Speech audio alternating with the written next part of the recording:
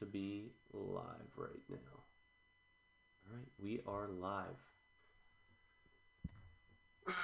Good evening to all of my fellow troglodytes, Neanderthals, hairy knuckle dragon apes, everybody in the red pill manosphere, and to all the good faithful family. Welcome to the Good Faith Podcast, where we maneuver around toxic debauchery, attempting to find harmony with our fellow man and to dissect society's caustic degeneracy. If it's a pre-apocalyptic dystopia that you seek, then look no further, because here it is.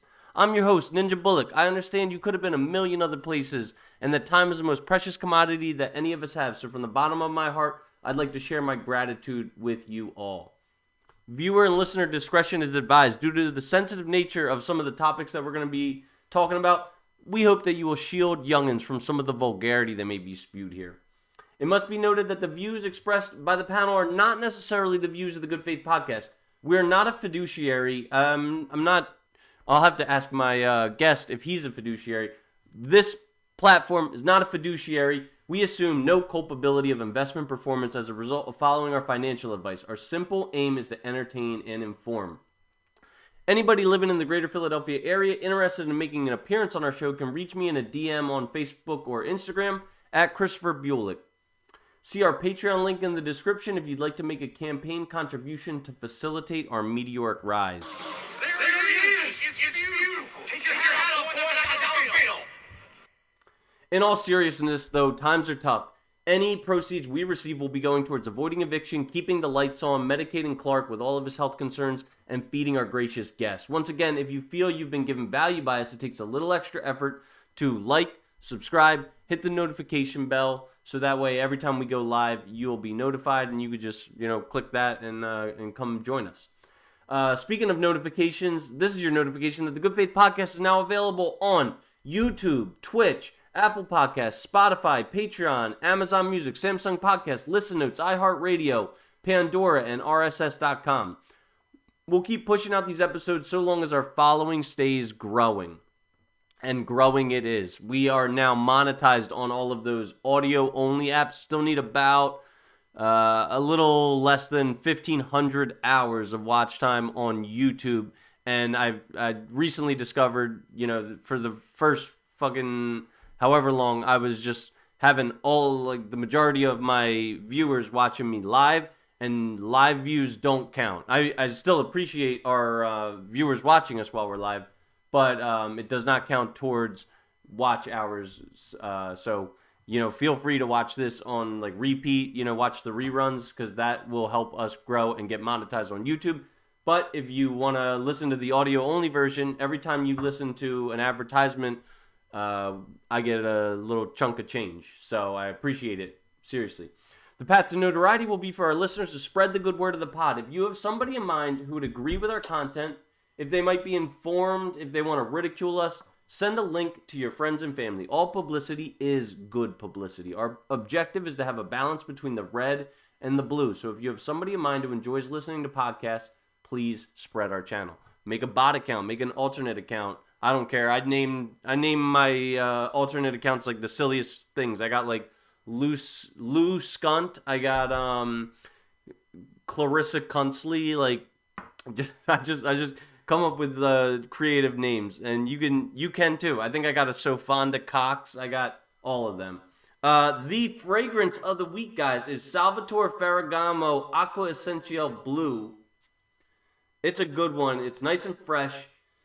It's a men's fragrance which arrives on the market. It came out in 2014. The fragrance is inspired by seawater aromas, power of waves and nature. It was constructed as Oriental Fougere and offers a fine blend of citruses, aromatic herbs, hot resins, and precious wood. Successor of the last year's Acqua Essential, it's got top notes that'll enchant you with accords of green cardamom combined with citrus zest, Calabrian bergamot, and lemon, accompanied with I need to fucking start practicing my fucking speech.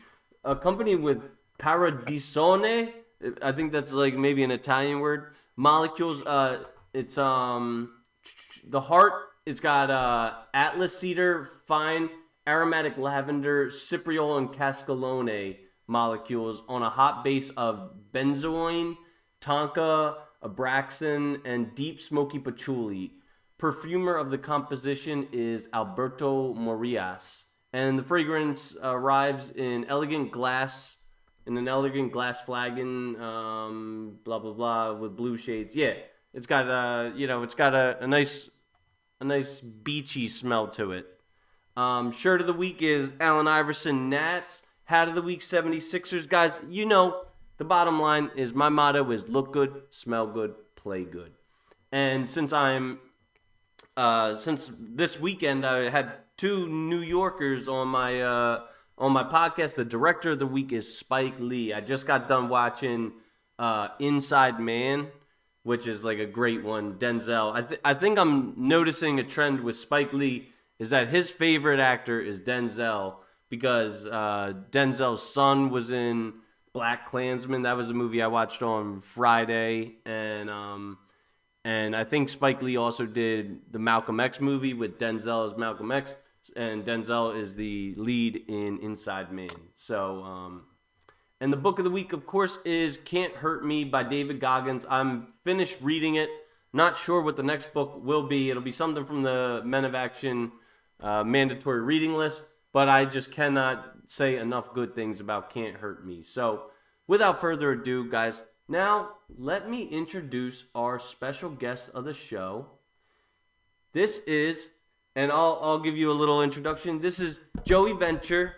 He's a I guess, like, what would you call yourself? Are you a wealth manager? Yeah, the terms keep switching up all the time. Right now, everybody usually defaults to the financial advisor. I'm the financial guy.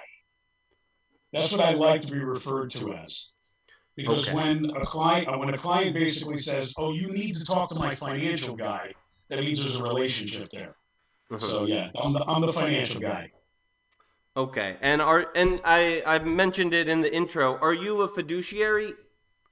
That word's thrown around a lot, fiduciary, and basically, if you break it down, it's somebody who's responsible for somebody else's money.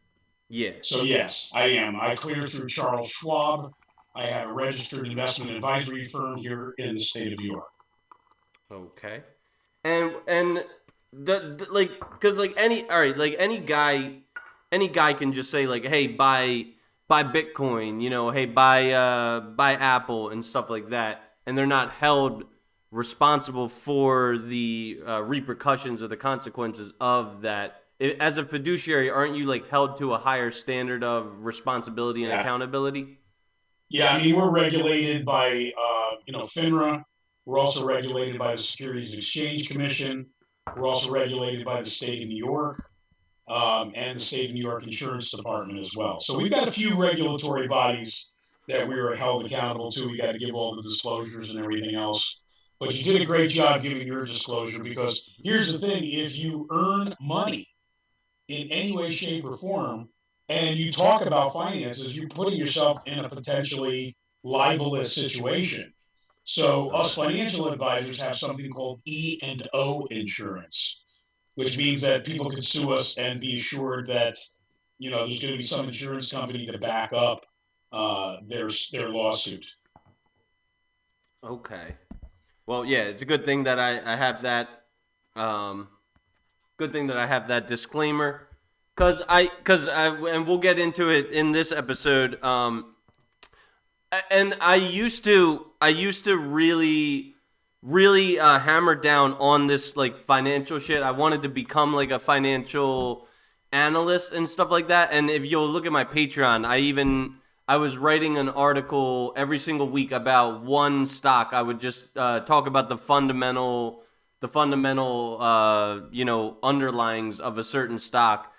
And I was doing really good for a long time. For like 3 years, I was having so much success with investing and value investing in particular.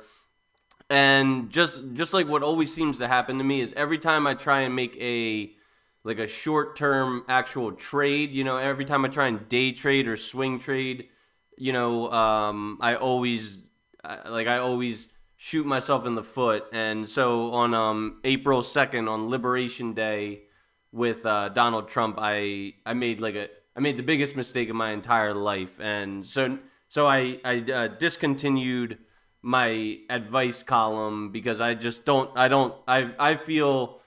like I am not at a position where my advice is like valuable, you know.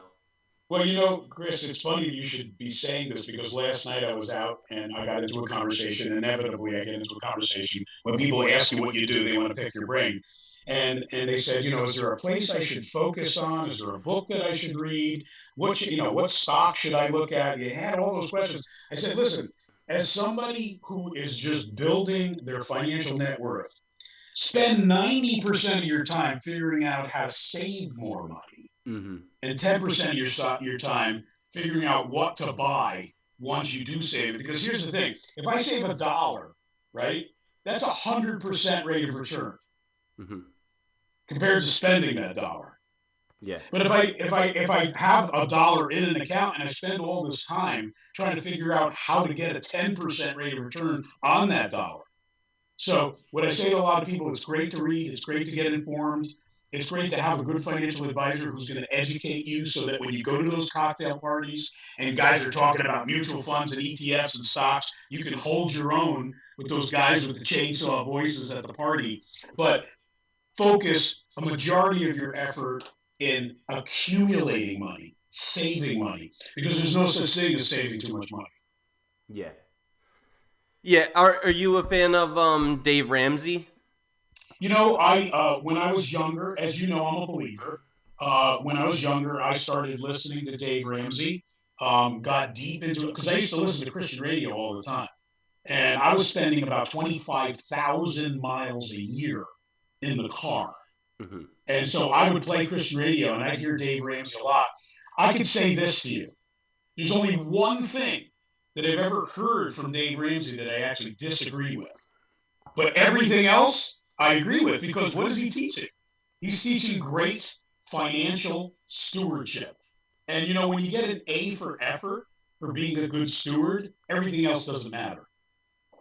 And I think we've had this conversation before, but what is that one thing that you disagree with him about?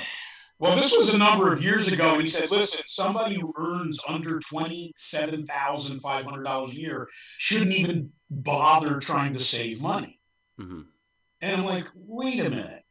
Maybe that guy's got a low standard of living. Maybe he can still save money. So I disagree that no matter how much you make, you still have the ability to save money. And you know what's cool about somebody who only earns $27,000 a year?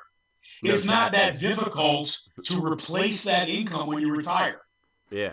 Right? When you earn $200,000 a year and your standard of living is $200,000 a year, you got to have a lot of money saved up by the time you retire to replace that standard of living. But if you've learned how to live on a less income, it's easier to replace it. You have to actually save less money.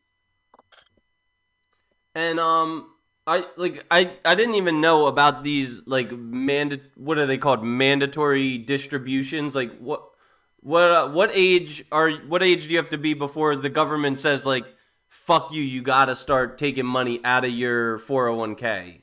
Listen, I know exactly what you're talking about. I have this conversation with people all the time. The standard rule of thumb is that at 59 and a half, you can start taking out of your qualified investments. Those are investments that fall under the laws of ERISA, like IRAs, 401ks, deferred compensation, things to that effect. There are some rules, however, and I'm glad you touched on this subject. There are some ways to draw out of your IRA prior to 59 and a half without a penalty. It's called rule. That's like it's for, I think it's for your first time house purchase, right? That's one of them. That's one of them. Education, hardship. Mm-hmm. There's a whole host of you can drop. But there's also something that if you don't fall into any one of those, there's one called 72T. Okay. And Rule 72T, I could be 35 years old and have $500,000 sitting in my IRA. And if I apply the rules of 72T, I can start a regularly scheduled income. You're going to pay taxes on it, but you're not going to pay the 10% penalty. So there is a way to draw it. Now, the mandatory rules you were talking about before is when you're like 72 years old. Now, they keep pushing that out a little bit further. But yes, the government's basically saying, listen, We didn't put together tax shelters because we wanted you to save money. We put together save taxes. We put together tax shelters because we don't want you to become a ward of the state. Mm-hmm. We don't want you to have so little money that you end up falling into Medicaid, and on government assistance. That's why the government put out an incentive for people to save money. Now, when you put the money in, it lowered your tax bracket, right? It lowered your total amount of taxes too. So you save taxes. So, for example, a guy that puts $2,000 in his IRA, he might save between state and federal taxes about $200. Mm-hmm. That's not bad. Or he's going to save maybe $600, depending on his tax bracket. Okay.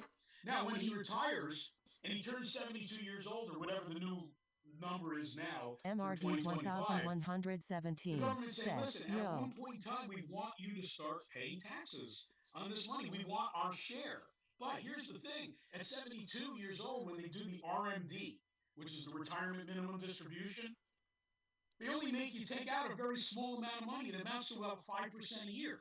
Yeah. So if your account is making 5% a year and the government's making you take out 5% a year, guess what? You're going to pass all that money on to your children through Mm-hmm. something known as a beneficiary IRA. And they're not going to pay taxes on it, except for the fact that they've got to draw an income Kelly stream out. Leone said, And then waving they hand can with leave light that skin to your tone. grandchildren, and they can postpone the tax liability. So, it sounds like sometimes the government's evil because at 72 they're going to make me start paying taxes on my IRA.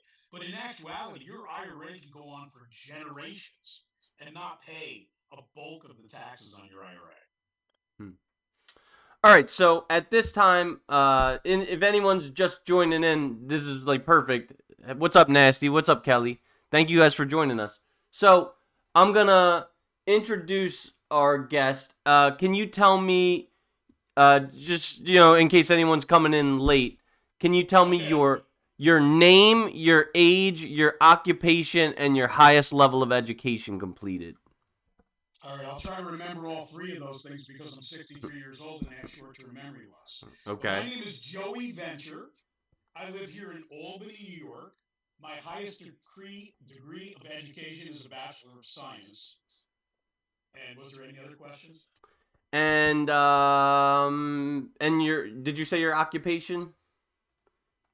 My occupation is a financial advisor. I own a registered investment advisory firm. All right.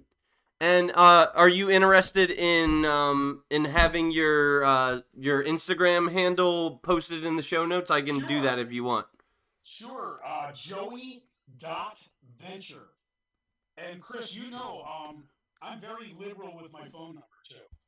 Okay. A lot of people try to insulate themselves and hide themselves. Financial services industry, I want clients, right? There's no Yeah. such thing as gathering too much assets. So if Yeah. people want to call me, they want to get a hold of me in my Instagram, I'll talk directly to you. I'm not going to shut off, giving my phone number away to people until, you know, my girl says, you're on the phone too much. And who's like how far does your reach expand? Like who's the furthest client that you have living from you? Well, in when you're a registered investment advisor, you're not supposed to take on people outside of the 50 states or a Uh-huh. territory of the United States. But I do have clients in Hawaii. So as Oh, far okay. as distance is concerned, Wow. I've got clients all over the country, probably in 15 different states. The majority of it is here in New York, and that's upstate New York. For those of you who think I'm in New York City, I am not. It takes about 2.5 hours to get there. I'm in upstate New York. They say I'm so far upstate that I'm almost in Canada, but it takes a good 3 hours to get to Canada still. Have you ever like been on actual Wall Street inside the like stock exchange? Yeah, absolutely. Uh, you shouldn't be doing that in front of me, girl. What? Um, yeah, I actually got to go down on Wall Street. I got to go on the trading floor. My son actually was recently invited to ring the bell on That's Wall pretty Street. cool. Yeah, very cool. And, it blew his mind away because now the floor is quiet. It's like silent. Whereas years ago, it was Yeah. just total chaos. Yeah, because So now there's all these brokerage apps like what I use. You don't need to phone in a broker on the floor, and he's like standing there with the tickets like I've got 5 shares of blah blah blah. yeah, right. Those are the old days. Yeah. Yeah, I mean, I started in the industry in 1986, and actually, my original firm that I worked for was on 99 Wall Street. And I got to go down there and check it out, way back in the 80s. And I have visited them from time to time. And Marianne says, Wall hi. Street's, New York City, I mean, it's the center of finance, commerce, and industry, Yeah. It's ground zero in case they want to take us out. So, Well, I mean they did already try yeah, fucking terrorists. yeah. Well, these colors don't run, right? And now and so we talked about this earlier, but for everybody in our audience, would you tell us your spiritual beliefs? Yeah, so I was raised a Methodist, believe it or not. That's a long story. I'm Sicilian. So most people think, oh, you're Catholic, right? No. My parents actually raised me Methodist, and if you want to hear that story one day, I'll tell it to you. But anyways, went to college. Of course, when you go to college, all those SUNY professors, state of New York professors, kind of try to make you a humanist, kind of to eradicate any of your religious beliefs. And then when I got out of college, I actually someone challenged me to attend church at a Pentecostal church, which Kelly is Boyd probably says, the hi, most Chris. on fire religious group there is out there. And then I started listening to Christian radio and actually made my dedication to the Lord in a car all by myself. Nothing dramatic.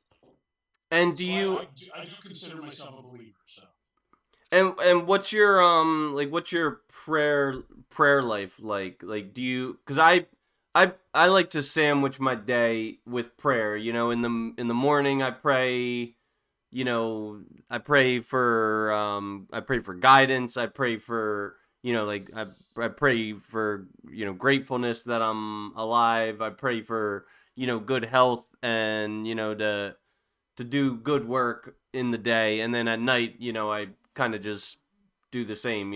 Pray I've for given thanks. I've given a lot of thought to that, and I don't know if I'm in the right place on this or not, but the verse that talks about like don't go out into the market square Yeah. and be praying in front of everybody. Go to your prayer Yep. closet, so to Yep. speak.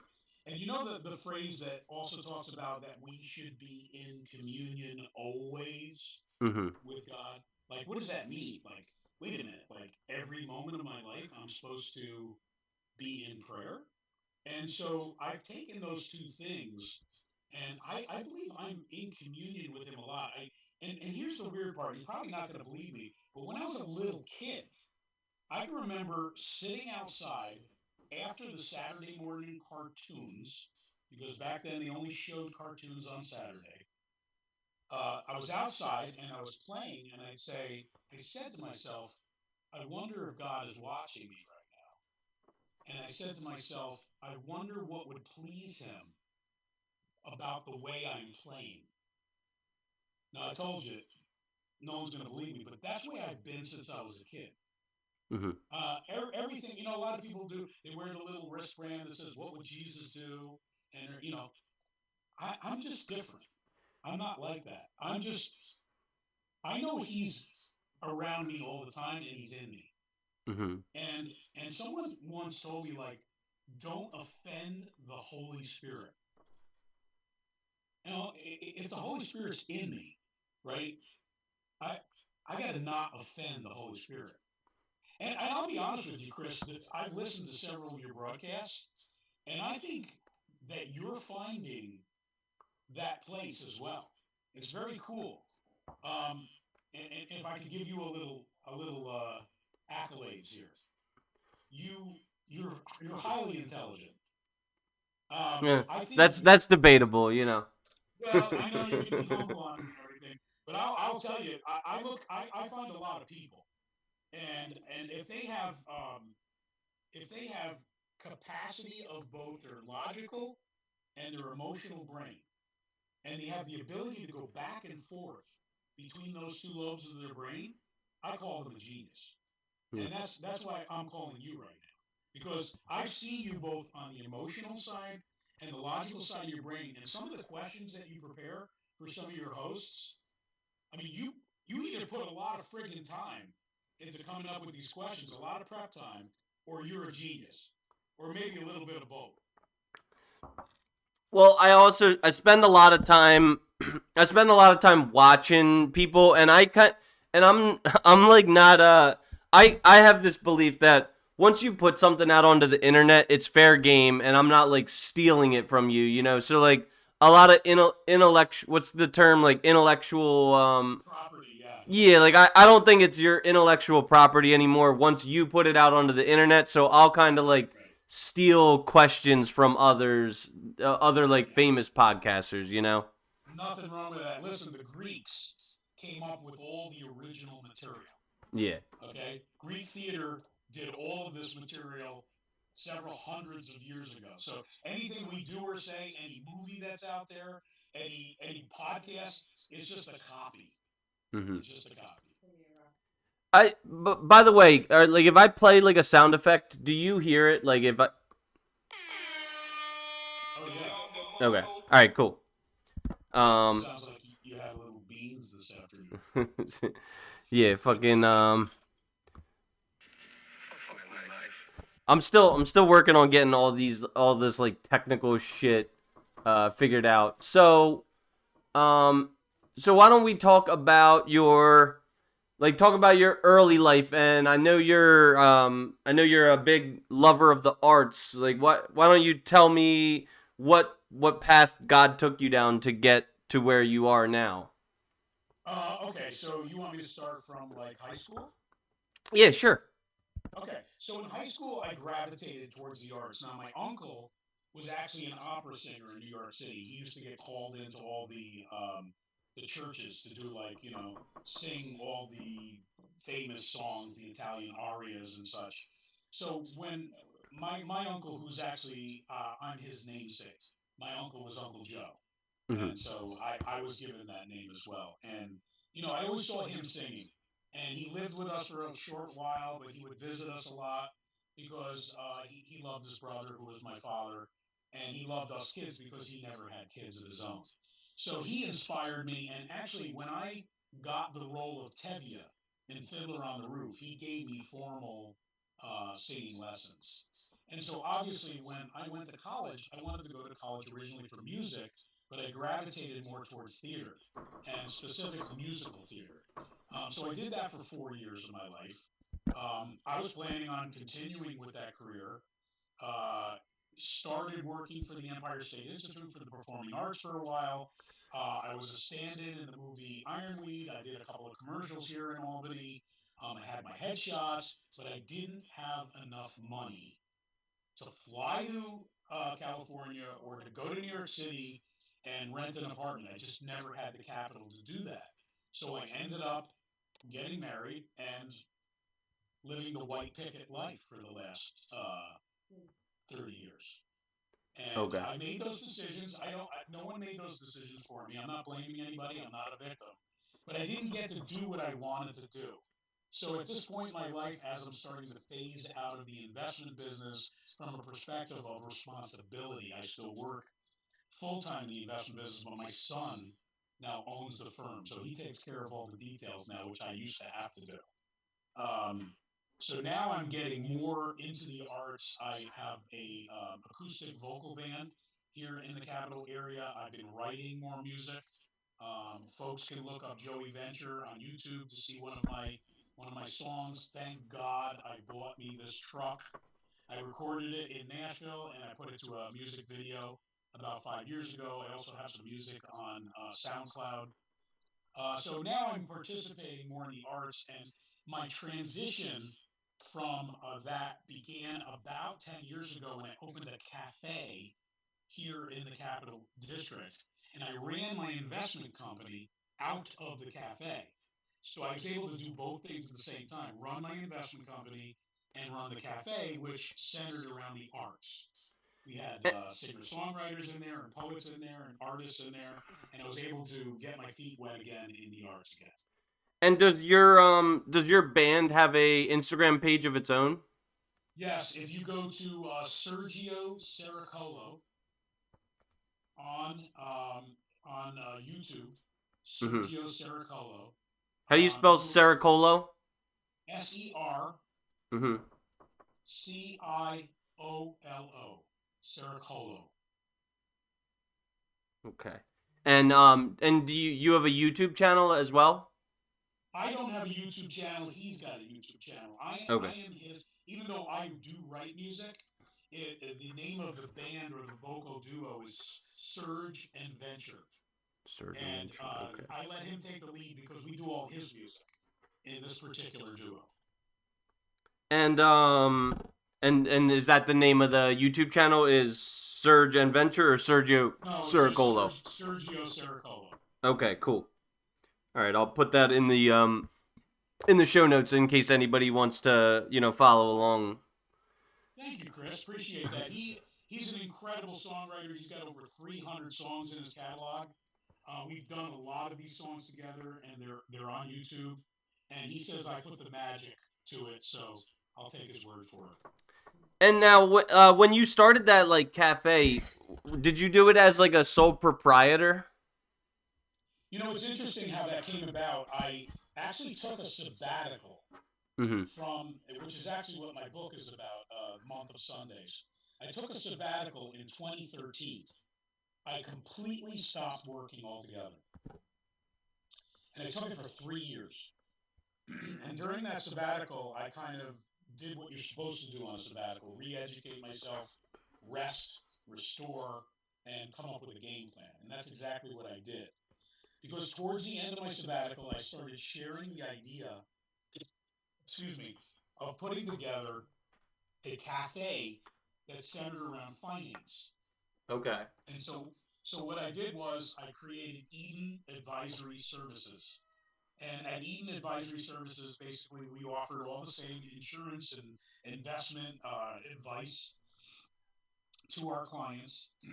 And I originally had a partner, and that partner was a Muslim.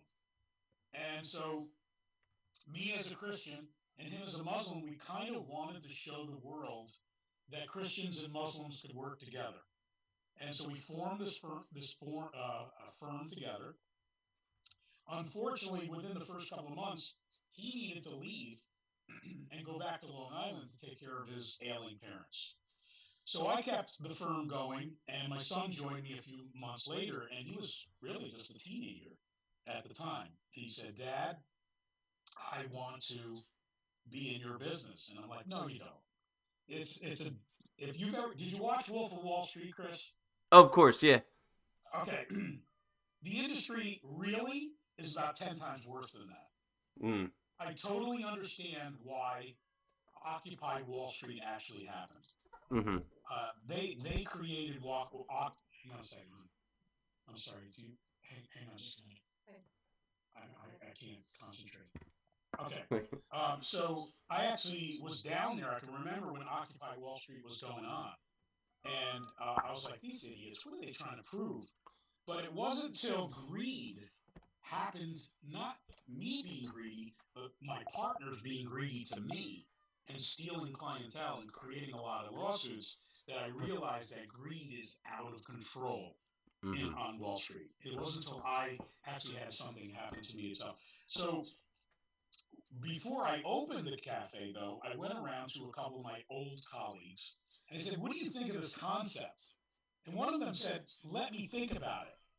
And so he came back to me with some research showing me that Mass Mutual had actually tried this concept a few years before I did. And then eventually, that Capital One now has cafes inside their banks. Hmm. So I was at the beginning of opening a cafe with financial services. Now there are all sorts of banks, credit unions that have cafes inside their financial institutions. Yeah, I mean, nothing goes. What nothing? Come on. Nothing goes better than money and coffee. Like those are like the two most New York things I could think of. That's right. You know, so it worked really well. About 50% of our clients are people that came in for a cup of coffee. So Hmm. the concept worked right up to COVID.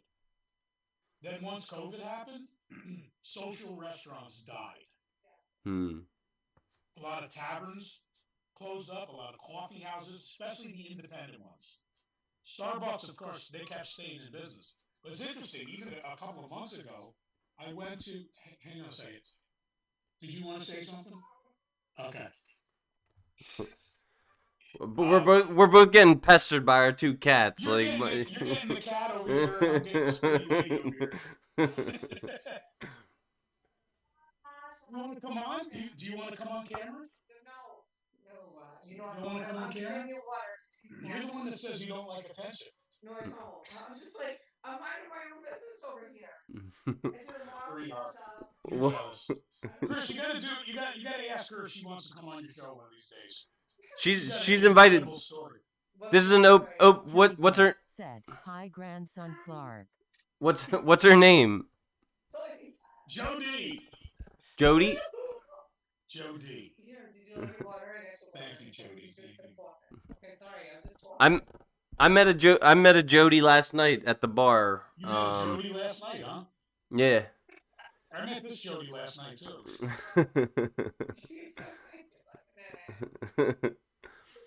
So. So, how many Jodies did you see in 1 week? Remember? Oh my God! When I went to Bourbon Street, there was 3 Jodies. Wow, that's crazy. All right. No, there's 4 of us. Oh. Chris is getting angry at both of us. Okay. No. I'm not angry about that. He's cool. I'm sorry. Where were we in the conversation before we were so? I don't know. I go off on a lot of tangents a lot of the time, and this made me think of one tangent. And I don't know if you don't want to talk about this, you feel free. But are you like have you in your lifetime visited many exotic dance parlors? You know, the first time I incurred that was at a bachelor party, Mm-hmm. and I was not comfortable at Mm-hmm. all. And then the next time I encountered that was when I became single after 35 years of marriage, and it was kind of freeing knowing that I would come home that night and no one would attempt to kill me. So Why? Because they're emotionally detached. The girls. Is that what you're saying? yeah, the spouse that I was married to at the time was just not right, and I babysat for about 35 years. Okay. And you're probably gonna ask me why did you stay in it for that long, right? No, I mean like and like to go off on another tangent. Sure. The one thing about Dave Ramsey that I do not approve of is He doesn't approve of strip clubs. I'm sure he doesn't, but he prescribes marriage like all the time. Like he prescribes marriage. Yeah, well, yeah, he's definitely sold on that concept. Yeah, like and Michael, our mentor, is completely the opposite, right? Yeah, like I think you should take the time to vet a person, and like I've heard Dave Ramsey talking about like someone who's cohabitating with a woman for a year or a year and a half or 2 years, and he's like, well, you ought to put a ring on her finger, like you ought to get hitched. You're just playing roommates. It's like, yeah, that's a short relationship, 2 years, I think men need to gain wisdom, and then to each his own, make their own decisions. Yeah. I don't think it should be prescribed by a religion or a government or a particular political party or anything else. I spent way too much of my life doing what the world told me to do. And I can tell you this. I made a big mistake doing that. I should have gained wisdom from a multitude of counselors, and I should have formulated my own decision instead of listening to the world. Yeah. So very similarly to you. My first exotic dance establishment was on a bachelor party in Denver, Colorado. Right. I think it's called the Diamond Cabaret. And anybody, if you've never been to the Diamond Cabaret, mwah, chef's kiss. It's a fucking You had a good experience.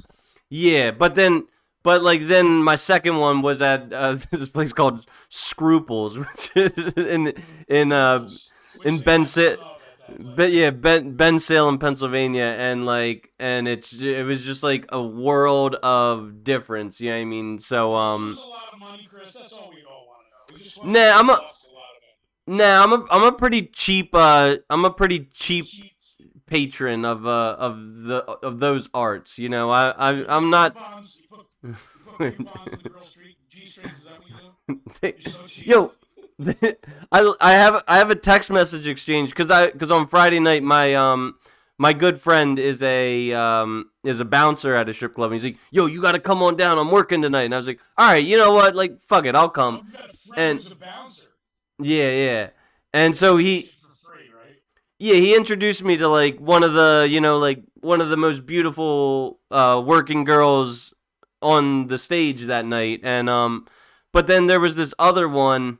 I'll omit her. I'll omit her alter ego, but Right, she not was like, admit her Instagrams all this or anything like that. but she was like when I was like getting ready to leave, she comes over and she's like, I like give me a tip, and I'm like, all right, here's a fucking dollar, and she's like, a dollar, like I need more than that. I was like, all right, here's $2, and she's like, I want every dollar in your wallet, and I was like, Oh no, God. like I'm not giving you every dollar in my wallet, like. If they ask you for a tip, say Bluebell in the 8th.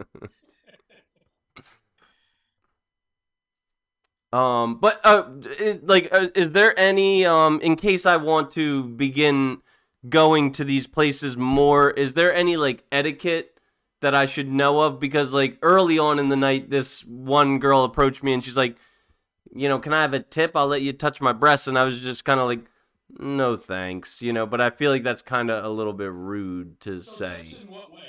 Like tips for gaining their Instagram accounts and hopefully inviting them to a photo shoot at a later date. What kind of what May- is your motivation? Maybe that was my primary motivation, and I did So succeed. your goal is to get their Instagram account, right? Mm-hmm. So that you can invite them to your parties and Yeah. to the red carpet events that you're going to throw and to go bowling and to hang out, correct? Yeah. And Yeah. you're going to get a lot of those high quality photos with three girls to your left and three girls to your right, right? Yeah. Is that what you're Yeah. talking about? Yep. Okay. So here's the insight that I would tell you. If it's really slow in the club, they're bored out of their friggin' skull. Mm-hmm. So they just want a good conversation with somebody who's not after what guys go there for. Yeah. Okay? They want, some of them are smart. They're intellectuals. And Chris, you've got a lot to offer in that category. You've Yeah. got a great vocabulary. You're very interesting, and you know a lot about many different topics. So what I would do if it's slow is just talk to them like they're guys. Yeah. Like The just be their one friend. the one girl, and there's like a famous Chris Rock skit where he talks about the stripper myth is that they're only there to they're only there to get money for like college tuition, and he says like he's never had a smart lap dance. But I was having a deep conversation with this one, and she busted out. She was like, "Oh, according to the non-farm payroll report that just came out today, and I was like, Pharmacy school or something, right? yeah, she's her day job is like social media marketing and stuff, and I was like, oh, this is perfect, like to have someone like this in my corner. Yeah, men are so predictable. So when you're in that environment, you need to be unpredictable. Mm-hmm. That would be my advice. Okay. All right. Well, yeah, I'm not. I don't think I'll ever become like a every night regular at any strip club, but maybe like every other month or something like that. Go there and try and network. I'm trying to just I'm trying to put myself out there because I'm an introvert Yeah. by nature. You know, I would seriously tell you that there is a lot of fundraisers in your area. Mm-hmm. I would look for the fundraisers because a lot of these fundraisers often have fashion shows attached to them. Mm. Okay. And that's a higher end group of people that Yeah. you want to be talking to. They're higher net worth and they're higher status. Okay. So, speaking of fundraisers and this kind of high end stuff, if you had all the money in the world, and let's say you were a billionaire, and you could start one kind of like charity or like a foundation, what would be your cause that you would look to fix with your money? The most pain KLazierQ said, cheap that I viewers on have ever streamvoo.com. been Remove the in my space. lifetime Add if it's 6 UDs. is in my industry. And I would create a foundation that would actually become a lobbying group. And I know this is you want to hear that I want to take care of pets or something like that, but it's not that at all. I want to create a lobbying group to bring common sense to the law of securities dealings. Okay. I want to fund a lobbyist to change laws, Okay. specifically to the securities industry, because common sense is completely out the window. Yeah. And like, were you following that like, cause right around the time of that Occupy Wall Street stuff, there was like the GameStop fiasco. Were you following that? Yeah, many years later, the whole GameStop thing. I have mixed feelings about that. I believe that America is what it is because people find loopholes in the law. Mm-hmm. Mm. And people get ahead and monopolies get formed and capitalism thrives. But the bottom line is no matter how greedy Wall Street is, no matter how many backdoors everybody tries to find, no matter how many loopholes happen, and no matter how many illegal things happen, we still are the greatest country in the world. And Yes. people are trying to get in through borders that are now being sealed up. Mm. People want to live in America because there's the freedom to be a capitalist, the freedom of opening your own business, the Yeah. freedom of finding out what the laws are and then figuring out ways around them. I Mm-hmm. know that sounds terrible, but even the scriptures say what? The scripture says, obey the law of the land, right? But to me, what that means is, hey, you need to know what the law is and you need to obey it. But Yeah. it doesn't mean you can't figure out ways around the law. Because there's also another scripture that says what? Be wise as a serpent Mm. and meek as a dove. Oh my God, when I first heard that verse, I'm like, why would God say being a serpent is a good thing? I mean, serpents are always used as the display of evil, right? Serpents, the snake, the devil, except for when the serpent wrapped itself around the pole when Moses, went up into the hillside to get the Ten Commandments, that he said, if any of you have an illness, go touch the pole and you will be healed. And today, when we look at an ambulance, Yeah. right, there's a pole with a Yeah. snake wrapped around it, Uh. right? It's a sign of health. Hmm. So when I first heard that phrase, be wise as a serpent and meek as a dove, he's calling for us to be snake-like in our ways to get ahead because we're dealing with snakes. We have to be a snake or act like a snake in order to deal with the snakes, Mm-hmm. right? And a lot of guys on Wall Street are snakes, and Yeah. that's the one reason why I didn't want my son to get into business because he's dealing with snakes. It's not the clients that are the problem. The problem is the other guys in the industry. The typical guy that gets attracted to the investment industry is like a really smart used car salesman. Mm-hmm. That's the type of guys that are in my industry, and I never fit in, Hmm. which is why whenever I gained partners, I lost them because they didn't want to be in my environment because I demanded a high level of integrity. And forgive me for going out on tangents, but one of the firms that I ran, I named it William Tell. You know who William Tell is? Then I know the name. You're gonna tell me, and I'm gonna. It's okay. He's a Swiss patriarch that put Okay. the apple on the top of his son's head because he was forced to, and shoot it and split the apple in half with an arrow.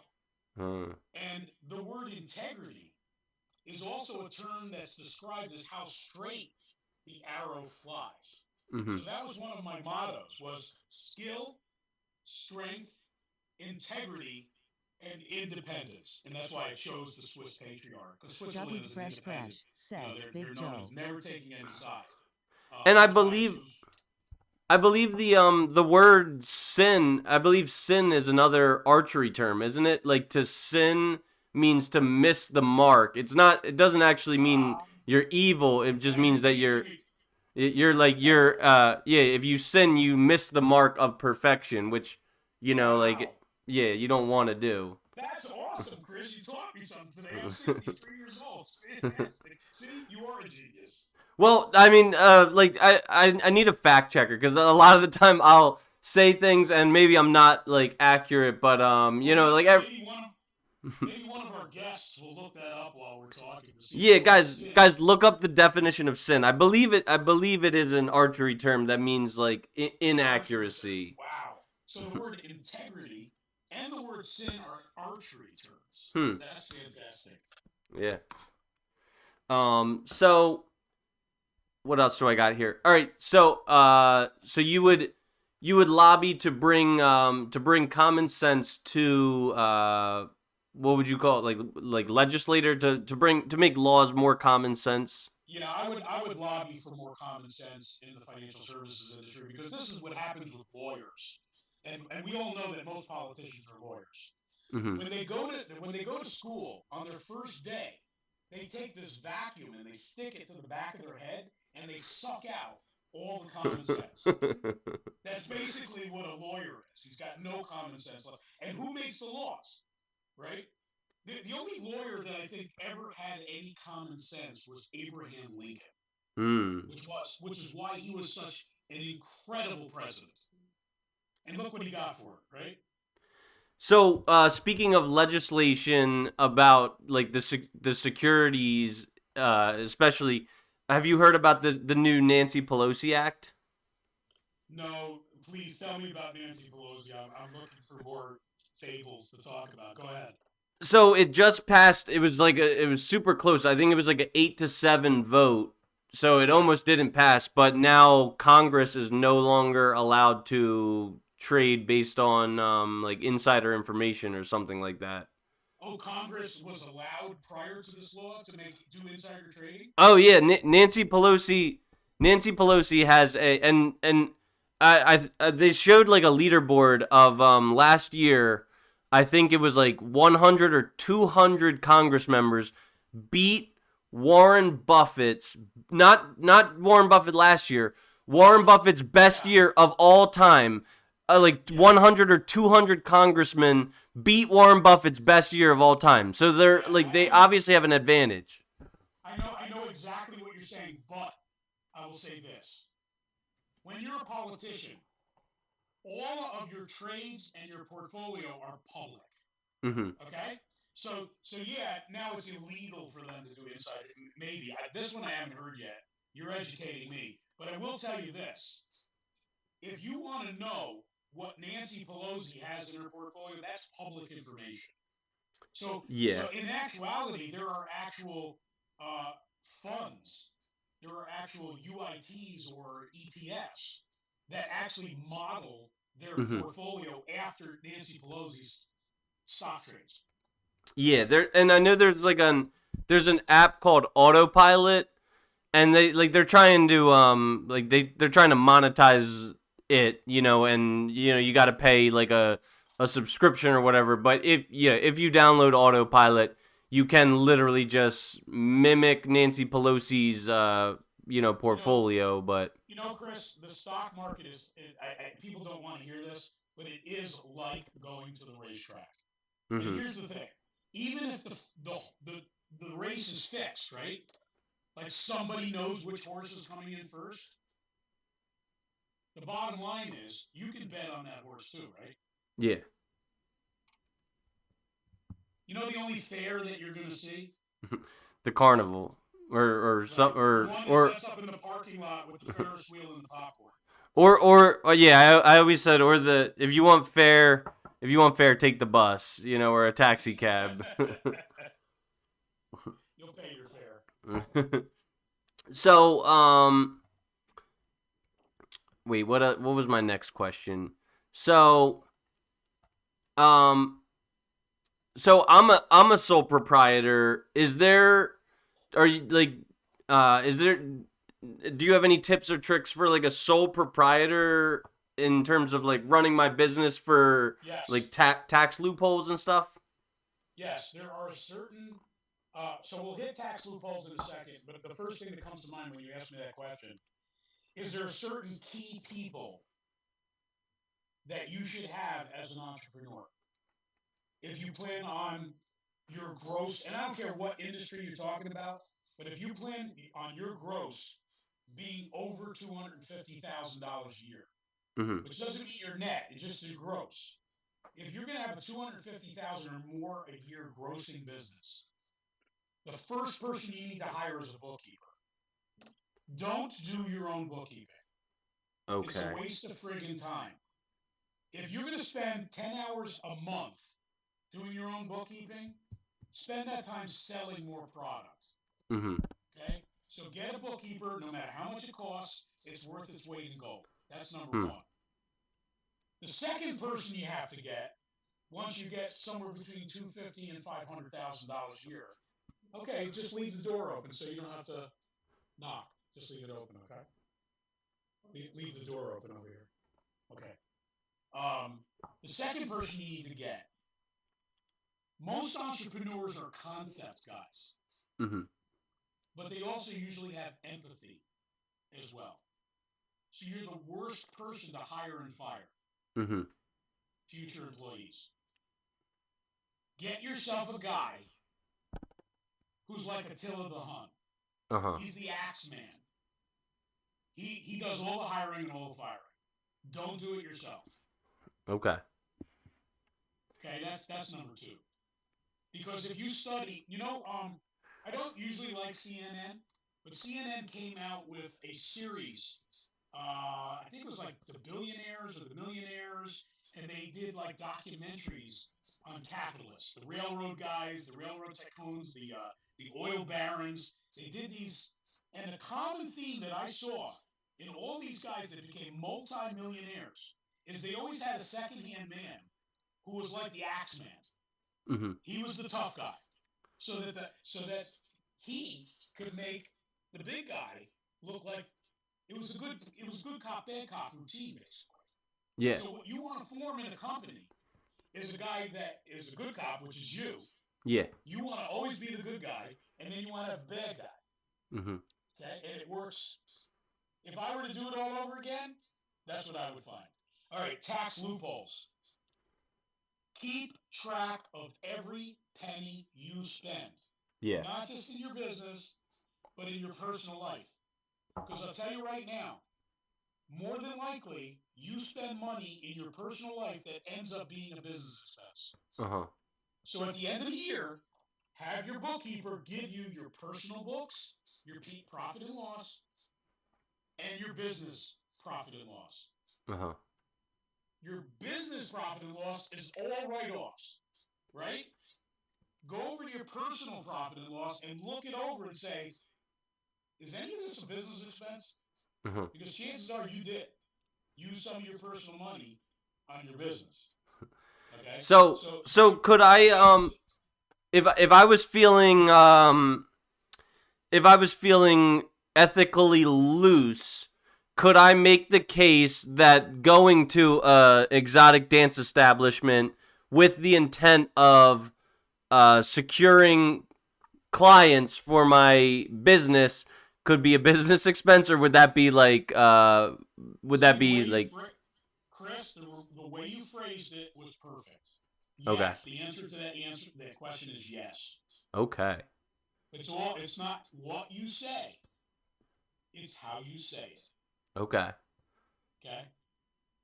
Yeah, because I'm really like for the first time ever, I just started this podcast about 12 months ago, and so I only since doing my taxes last like March or April, and my tax guy's a whiz. Like I love him. Shout out to John Reuter.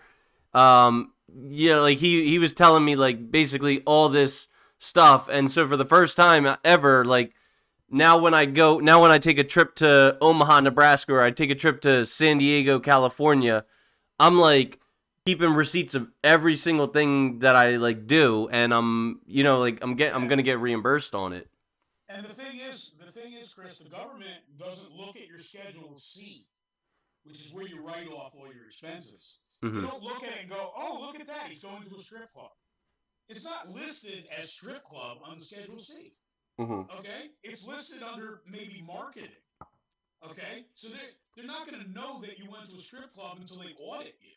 Yeah. And you bring out the ledger, and the ledger says, "What's this? Big boobs. What's this big boobs and lube thing?" Oh, that's a topless oil change place. You know, they're not going to know. So listen, you know the rules, right? The Bible says what? Obey the laws of the land. Okay. That's all you got to do. Okay. All right, and yeah, and I'm trying to convince all of my friends to start businesses because we live in capitalist utopia of the world. You don't even necessarily have to have a good business. It doesn't even have to be a profitable business. I believe my guy said for the first 3 years of owning a small business, like you could be hemorrhaging money as long as you're like so. Yeah, but there's So got to be some inflow. Yeah. There's got to be inflow. Like if you're 3 years, you showed nothing came in and you only had expenses. That's a hobby. Yeah. And Yeah. after 5 years, if you're losing money, the government's going to look at you and go, "Yeah, this is a hobby." If after 5 years you're not making any money, you're not paying any taxes, and you're only offsetting your W-2 income from your regular job, you go up on the totem pole as far as audits is concerned. Uh-huh. Yeah. All right. Well, yeah, I'm not looking forward to getting audited, but I'm trying to like shoot straight and not, do anything that like could land me in hot water as far as audits are concerned. I'm shooting pretty straight. Like I'm not too worried. What did Jesus say? He said, "Render unto Caesar What is what is Caesar's? Caesar's." Yep. Yeah. Because here's the So, thing: uh-huh. whatever the evil one takes from you, God will replenish sevenfold. Mm. So, why don't we talk a little bit about Men of Action, which is where we met, and Yeah. how long have you been in Men of Only since Action? April. April Okay, 18th, okay, right? And today's what? August 2nd, 3rd? yeah, August 3rd, yeah, and I know you haven't made it through I know you haven't made it through all of the literature, probably haven't made it through all the modules. What has been your I did. I actually finished all the modules 2 weeks ago. okay? All I've right. been listening to them at 1.5 speed, and Oh I've been wow. taking the advice of listening to them in the car and at work sometimes and in the shower. I got through them from April 18th up to right at the end of July. And what has been the most game changing revelation that you've had from the modules? I've had three major revelations. Number one, I I all of a sudden had a whole mess of answers about my 35 years of marriage. I understood so much of Hmm. what went on during Yeah. those 35 years. My mistakes, her mistakes, our mistakes. Hmm. And I understood her psychologically through Men of Action. And we were divorced 5 years ago. And I've been trying to figure out like that was a major revelation for me. The second thing that was a major revelation for me is women would always call me a chauvinist ever since I was a little kid. I mean, I'd open up a door for a woman, and you'd be like, I don't need that door open for me. Mm-hmm. And what a chauvinist. You know, I'm like thinking in my head, I would have opened up the door if you were a guy. First of all, I'm not opening it because you're a woman. So major revelation in the way of understanding who I am and being given permission not to be a chauvinist because I don't call myself a chauvinist. You know what I call myself? A chivalrist. Mm. I'm a chivalrist. I believe in chivalry. I believe in being a knight. I believe in having integrity. That's who I am. I'm a chivalrist, not a chauvinist. So So I was all of a sudden, yeah. So one part of like chivalry, and I don't know if you've ever heard of Brian Atlas. Like Michael talks about him sometimes. He's kind of the guy who inspired me to start my podcast. But one of the biggest things that he objects to about chivalry, and I kind of agree, is it might sound simple, but like taking the street side of the sidewalk, because the implication of taking the street side of the sidewalk is that if a bus or a car comes barreling down the road, I'm gonna die first and push my lady out of the way. Do you adhere to that component of chivalry? So when I'm walking down the street, I make sure I'm on the traffic side. Yeah, yeah. And she's closer to the inside wall. Uh huh. Absolutely. And here's the thing. Every religion, every ethical code is always taken by men and women and distorted, Mm-hmm. and twisted in some sort of way. That to me is the devil. The devil takes the pure form of whatever it is we believe in and starts to twist it. Listen, religion, ethical codes, philosophies, people should absorb all of it and choose what's right for them. If the guy doesn't think he should be on the traffic side, then he shouldn't be on the traffic side. Every culture is different. I mean, in some societies, like the Japanese culture, the women are taught to walk behind the man. Okay? Now, to me, that makes sense because guess what? No, we don't have to worry about the traffic side anymore, right? We're both on the same side. We're Mm-hmm. both in the safety zone, which is the right hand side of the sidewalk instead Yeah. of the left hand side of the sidewalk. You know what I'm saying? So I've been asking this question a lot lately, and I understand. All right, so I've been asking this like hypothetical, right? Would you rather charge at the front of a throng of men at a alpha male silverback gorilla, and the implication is that he's gonna like tear you limb from limb and murder you, or would you rather be the caboose on 100-man train on Bonnie Blue, which I'm not sure if you're familiar with her, but she's a promiscuous lady, and Right. every single person that I've asked this question to, they say, "Oh, I'd rather die with honor, die with dignity," and that's kind of like that's kind of the unspoken part of chivalry, is that like as a man you're supposed to die, for protecting your woman. No. As a matter of fact, chivalry teaches also something else. And I wish I could give you exactly the phrase, but I'm going to say it this way. A smart man runs away. He runs away so he can fight another day. Mm-hmm. A smart man. And when he knows the odds are stacked against him, he runs like hell.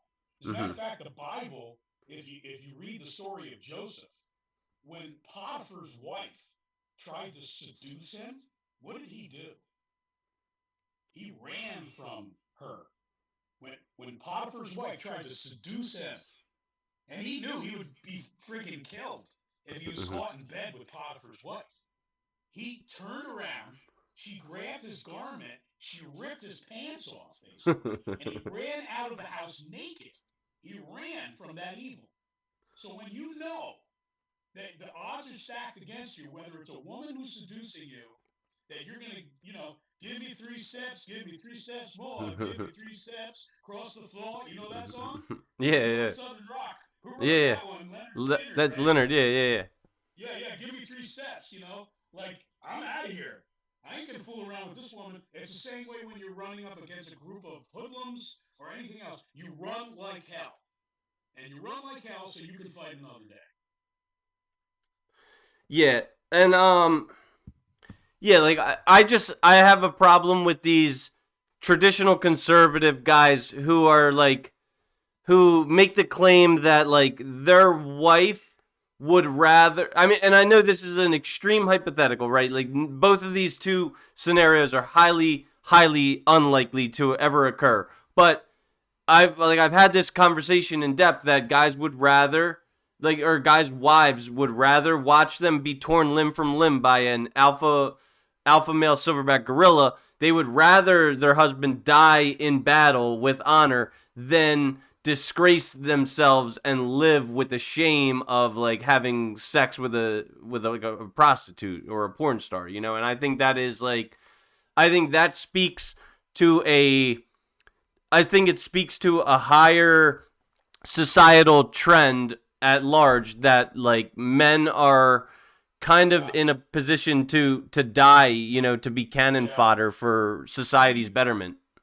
Yeah, this is a great subject, but I'll give you my take on it, and that's this: women want one thing from men: provision. Yep. They want provision. Yep. Okay, guess what? If your guy goes into that group of people and gets the shit beat out of him, he's not going to work. Yep.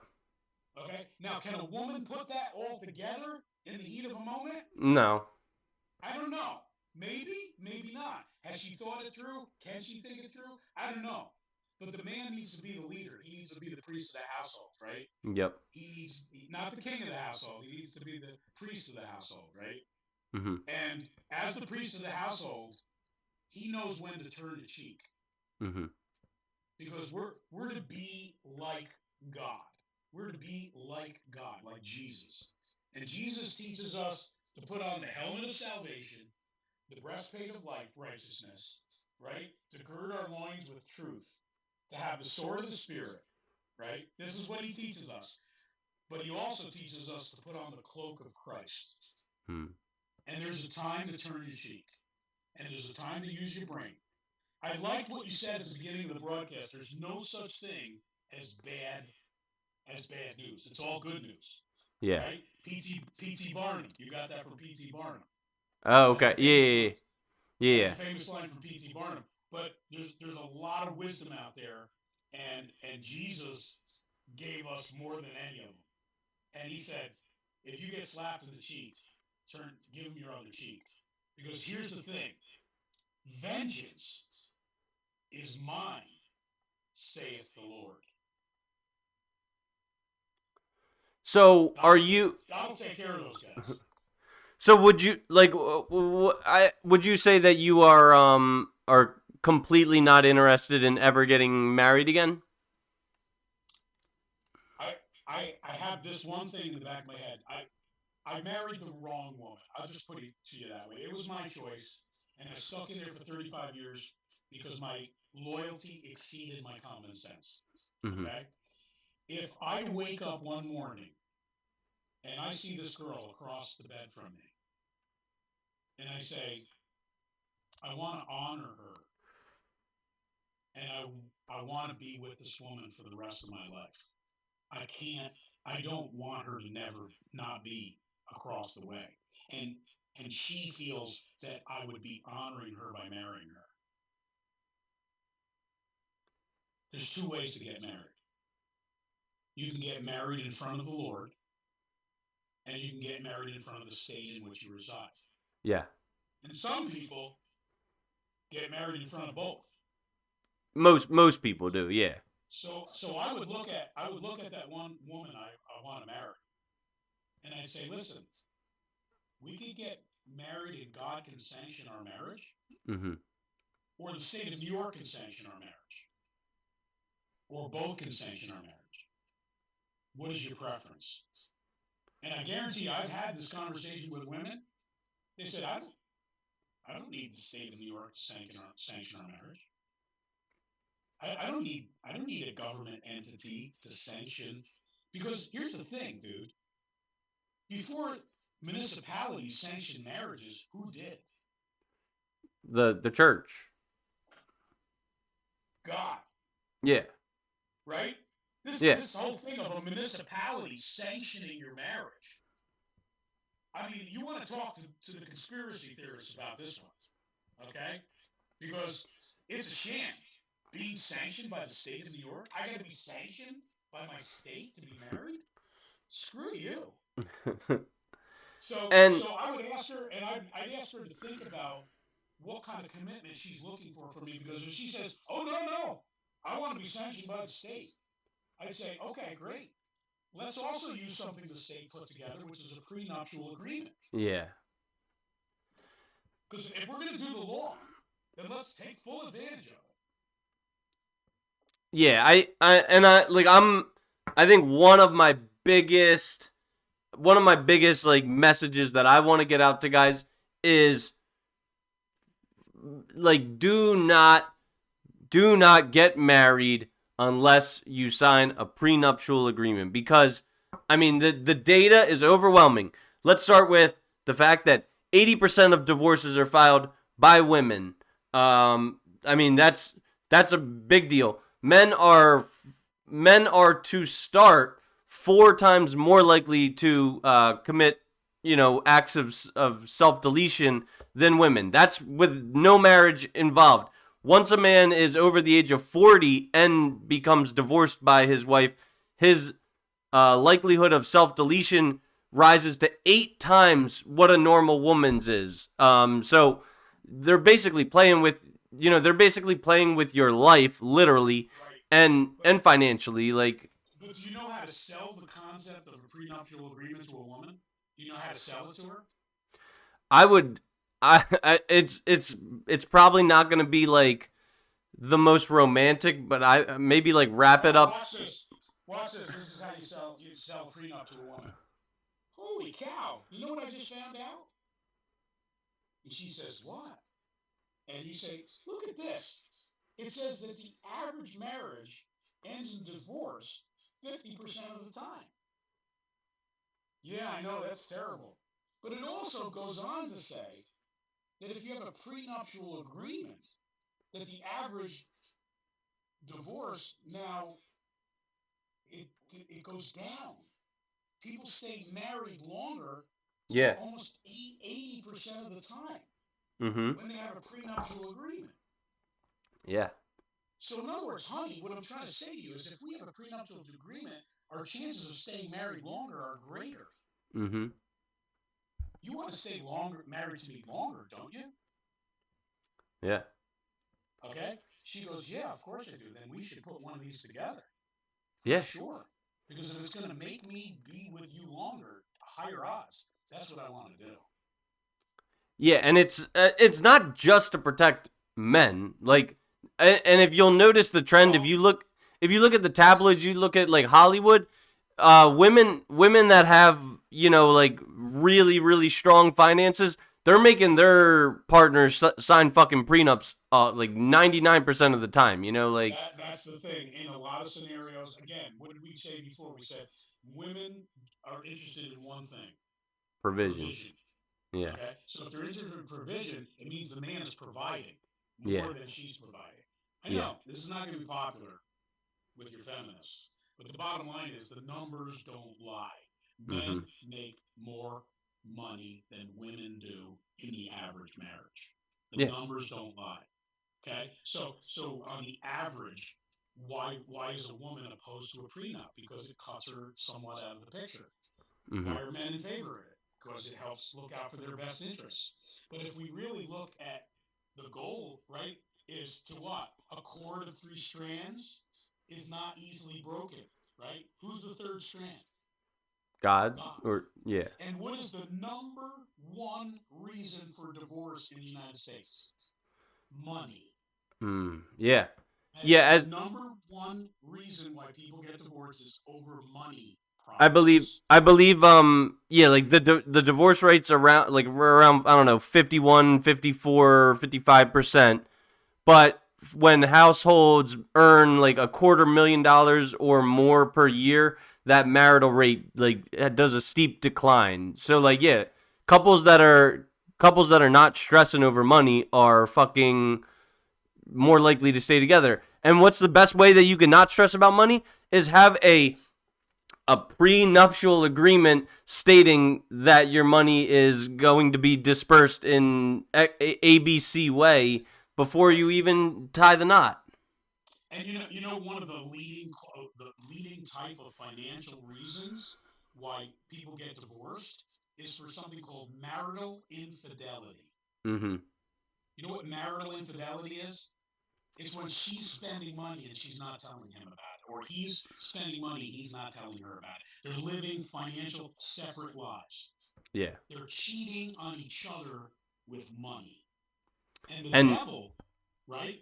Satan is going to use any tool that he can to find the chink in the armor where he can slide the sword in and take apart what God has put together. He mm-hmm. gets so much thrill out of that. Satan loves it to go about as a roaring lion, seeking who he may devour. So what was I gonna say? Oh, and yeah, like also just because I got all these stats. The number one precipitator, gentlemen, we talked about how women need provisions. The number one precipitator for divorce is a man losing his job. If you lose your job, your wife is probably gonna follow suit and leave your ass. Yeah, I mean so.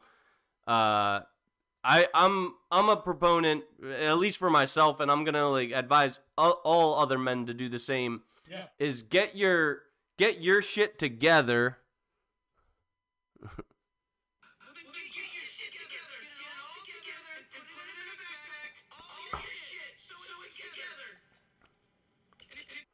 Get your shit together before you get married. Like have your finances in order, have your fitness in order, have your faith in order, have it all in order. That way, you're less susceptible to misfortune begetting you. Find out if you are equally yoked. Yes. Because if you're equally yoked, not just on a spiritual level, but on a political level, a financial level, a physical level, if you find out if you're equally yoked, you're not going to go around in circles like a weak oxen and a strong oxen would do.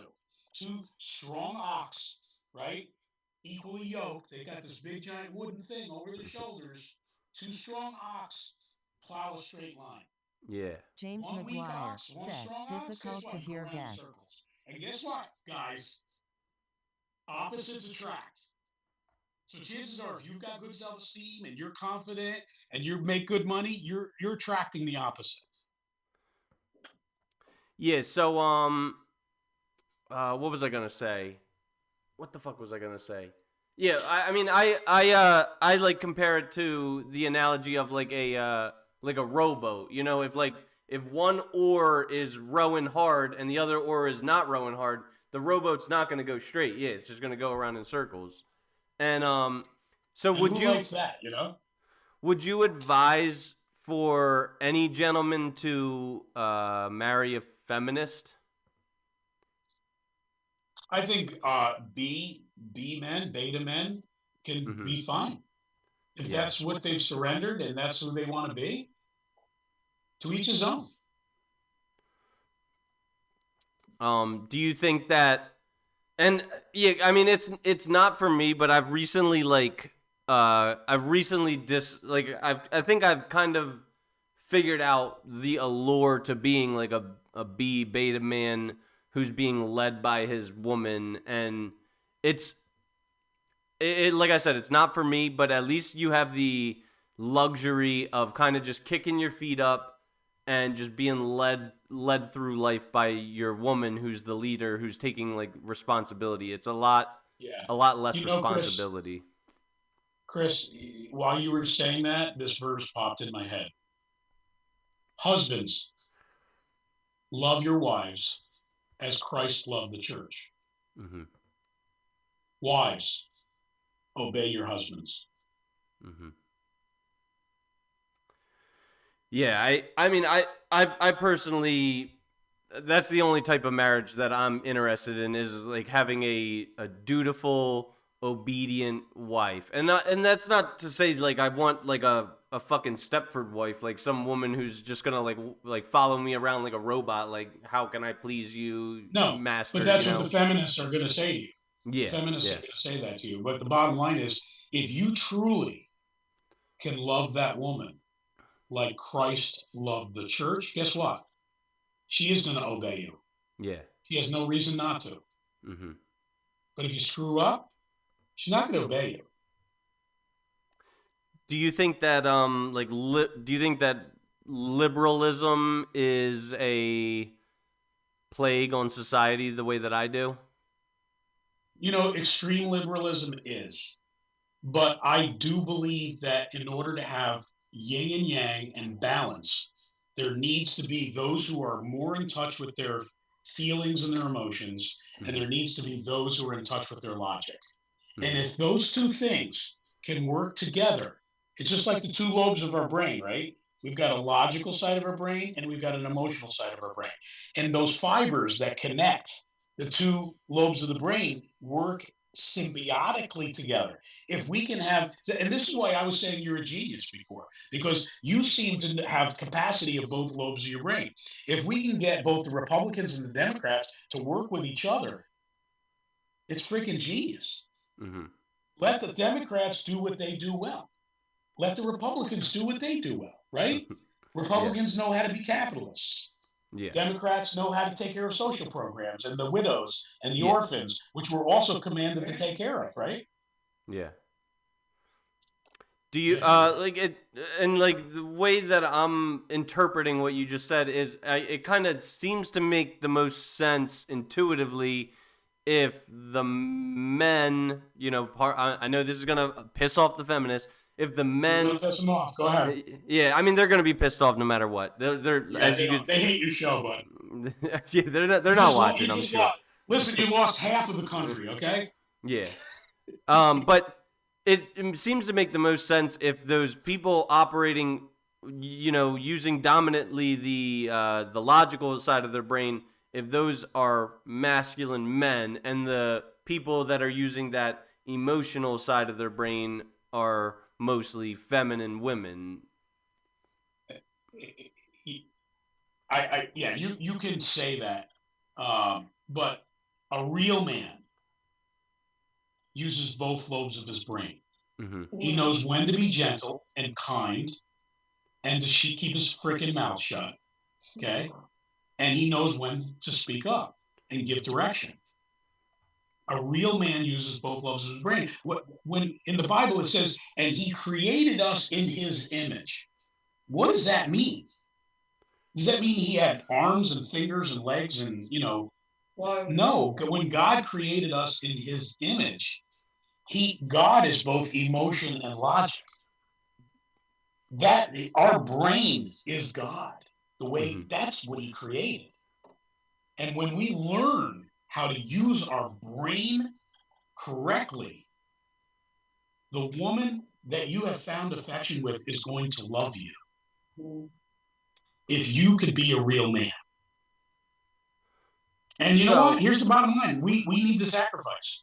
We need to be the ones that sacrifice. That's all there is to it. And that's somewhat putting them on a pedestal. Yeah. So let's talk a little bit more business. I got a soundbite for this. Where the fuck is it? What time are we going to? What time are we going to? Probably another like 30 minutes. I think would be 30 good. Minutes, huh? Okay. Yeah. Wait. For you, Chris, I'll make a special exception for you. Here we go. Yes, I want to talk business. What's the play? Let's fuck this thing right in the pussy. So, what was it? Oh, are you Do you approve of everything that Trump has done, like particularly with regards to this like tariff stuff? I don't think anybody knows everything that Trump has done. I think he's done a lot of things in secret. Mm-hmm. So I can't say that I agree with everything that he's done. That's a very broad statement. But I can say this: the first time he got elected, and he was running against Hillary. Yeah. I was like, I woke up that morning and I was like, what? They elected this guy? I can't believe this. This is fantastic. He's going to be a great 4 years, especially with me being in the investment business, right? I knew the stock market was going to take off and my clients were going to earn. I had clients that earned like a 45% rate of return one of those years. Wow. Okay. So to me, I was like ecstatic about him being president, but I was surprised that he got elected. The second time he got elected, I wasn't that surprised because Kamala said some pretty stupid shit. And that 60 minute thing, where who was it? CBS, ABC, NBC. We're getting feedback. Oh no, that was Kamala saying, "Do not come, do not come, do not come." She said, "Do not come." Kamala said some stupid shit, and then when I heard about them editing that whole freaking interview, and it was basically an advertisement for her, I lost all respect for her. I'll be honest with you. I want to see a woman run this country. I would love to see a woman run this country because in Canada, they've had a woman at the helm. She did a fantastic job. So, and I'll be honest with you, and your feminists are going to love this one. I think women have a greater capacity in their brain than men do. Do you know that physiologically, and you can test me on this one, physiologically, women have more highways between the two lobes of their brain? Yeah, to me, that's physiologically more superior. It biologically behooves women to be smarter because men are kind of like the root. Like, yeah, we're just these these big dumb oafs. Like our primary function is just to take a big bat and go out and like beat a caribou. Make food for me. But it behooves women to be smart and to be able to like manipulate the world to fit their I think I would love to see in my lifetime. I would love to see a woman president, but she wasn't the one. No. Neither of the two women that Trump defeated I was in favor of. I was like 10 times more forgiving of Hillary, even though there's like, even though she's got a lot of skeletons in her own closet. I would have loved to see Rice. Oh, what was her name? Condoleezza? Condoleezza Rice. I would have loved to see Condoleezza Rice run for president. What do you think about Alexandria? What do you think about Alexandria Ortiz Perez or what AOC? Oh, no. She's okay. No. Okay. Also, the press secretary, Trump's press secretary. What's her name? Is that Leavitt or Caroline Leavitt? I've seen her speak. She's a young, beautiful woman, smart. I would love to see her run for president. I think the next one's going to be Gavin Newsom, the guy who allowed Pacific Palisades to fucking burn to the ground just so they could build a new green infrastructure in Los Angeles.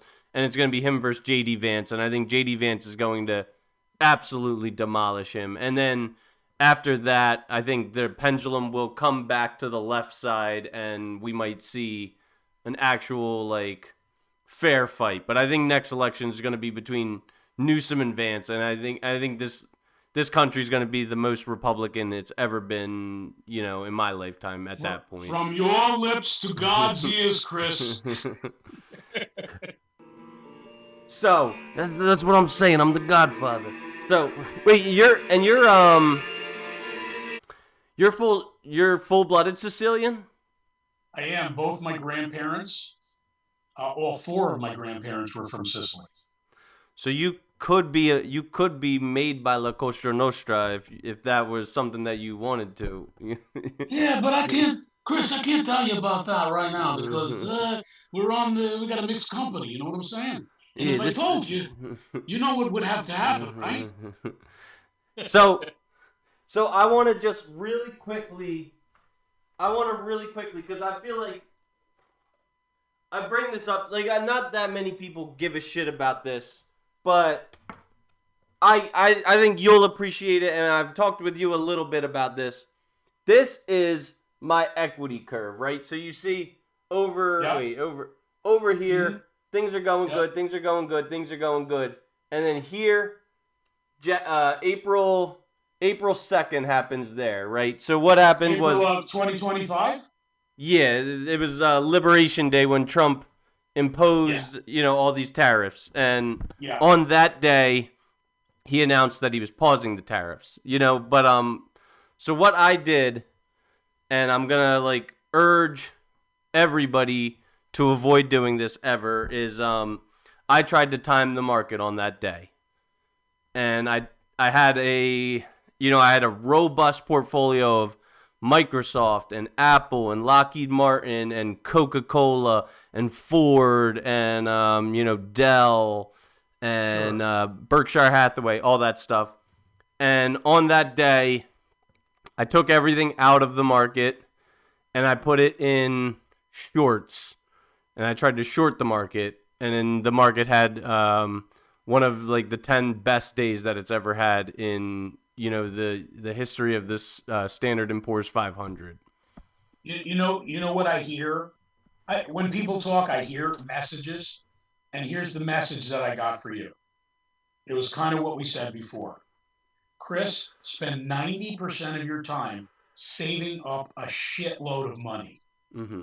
Figure out how to budget yourself. Figure out how to cut corners. Coupon clip if you have to. Read the friggin' Millionaire Next Door. Okay. Put 90% of your effort into saving money, because every time you save $1, that's a 100% rate of return. And I want to see Chris get more 100% rates of return every single day. That's number one. Number two, what I would say to you is find your profile as an investor. I always do. I got a low battery, so if I lose you in a second, I'm gonna have to switch over my earbuds. But I always say that you find your profile somewhere between a preservation of capital and aggressive growth. So it's either a 90-10 or a 10-90, or an 80-20, or a 60-40, or a 40-60, or a 20-80. Find your profile, create. I'm gonna have to switch my speaker over. Hang on a second. Okay. My apologies, Chris. My ears are saying that I've got a low battery. So I'm going to take myself off my earbuds. Let's see if I know how to do that. General. Okay, Bluetooth. Boom, disconnect. All right, can you hear me? Yes. Okay, good. Now she can hear. This pretty one next to me over here. All right, hang on. Let's stop talking shit on all the feminists. We can't say bad things about women. Oh, damn, there goes my whole fucking show. Everybody's gonna tune out now. No, that's fine. So you find your profile, you build your house, you build it, and when you get in bed, the night after you build your house, you don't lay there and go, did I put the right 2x4s in? Did I use the right insulation? Should I have made the concrete a little thicker? When you build a house and you know all the ingredients that go into your house, go to frick asleep. Yeah. You don't need to worry about the house anymore, which allows you to focus more on saving money. Give some guy 1.5% to manage your friggin' money and hold him accountable. That's worth the 1.5%. I know you and I have heard from some of our mentors, oh, you don't need a financial planner. You can go out and do it yourself. Guess what happens when you go out and do it yourself? That. Trump lifts the tariffs and the freaking market crashes, and you just shorted the market. There it is. Right? That's what happens when you do it all yourself. There you go. So I'm sorry. I agree with almost everything Michael has said, except I don't think you can do it yourself. Because here's the thing: when you are in the forest, you cannot see the trees. Mm-hmm. You need a guy that's got your best interests in mind. He's standing outside of the forest and he's scheming every day to make you money. You know why he's scheming to make you money? Because every time the value of your friggin' account goes up, he gets paid more money. Mm-hmm. That's how a registered investment advisor works. If I'm charging you 1% on $10,000, guess what I want that $10,000 to be worth? More. $1 million. Yeah, How do I get you there? I get you to put more money in, and I get you the best damn rate of return I can scheme. Right? You hire a plumber. You hire a plumber, right? Your sink is leaking because you don't know plumbing, right? Mm-hmm. Do you get underneath the friggin' sink with him and say, let me show you how to do it? No. I mean, if you hire a plumber for plumbing, why aren't we hiring financial advisors to advise us on how to become independently wealthy? Mm-hmm. Why is it, oh, well, then you got to pay them. You got to, I'm a DIYer. I like to do everything myself. And that friggin' guy's house is falling down because he likes to do everything himself. Mm. Yeah, well, and speaking of that, I know Michael is, and we've had a few conversations about this. Michael is against dollar cost averaging. He said that it's not as good as investing one lump sum into the market, which I think is totally, completely unrealistic to do that. Chris, that night that he said that, he said, show me the science. Yeah. Right? He said, somebody show me the science. Mm-hmm.